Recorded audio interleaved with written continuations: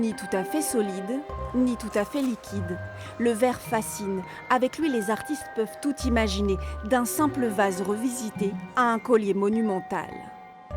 C'est une matière qui est à la fois visible et invisible. Par exemple, c'est une matière qui permet de nous isoler de l'extérieur, des vitres en verre.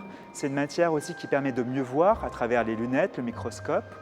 Et aussi, c'est une matière qui permet aussi d'inventer de nouvelles choses. Inventer sans limite, mais en suivant les règles de l'art. Car le verre, c'est avant tout un savoir-faire classé au patrimoine immatériel de l'UNESCO. La verrerie de Saint-Just-Saint-Rambert est la seule en France à le souffler ainsi.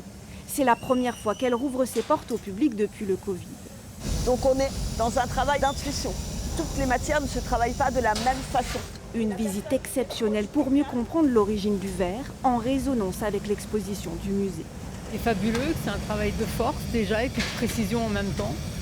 Et avec beaucoup de sensibilité. Je ne pensais pas que c'était aussi artisanal. Et avec un savoir-faire si difficile à acquérir.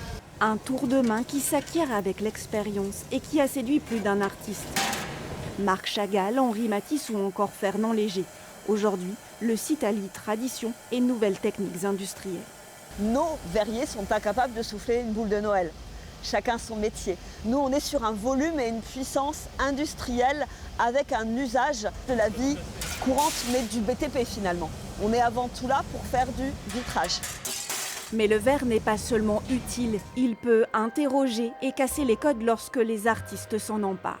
On a voulu raconter une histoire, sortir des préjugés autour du verre. Le verre est cassant, le verre est fragile, est coupant et séduisant, oui, et quoi d'autre. Et donc en fait, chaque section de cette exposition aborde d'un autre point de vue en fait, cette histoire du verre pour essayer de nous sortir en fait, de nos a priori autour de cette matière. Avec cette exposition, Le verre au-delà de la matière, le musée d'art moderne et contemporain de Saint-Étienne met en lumière les 1000 facettes du verre, sublimées aujourd'hui par la création contemporaine.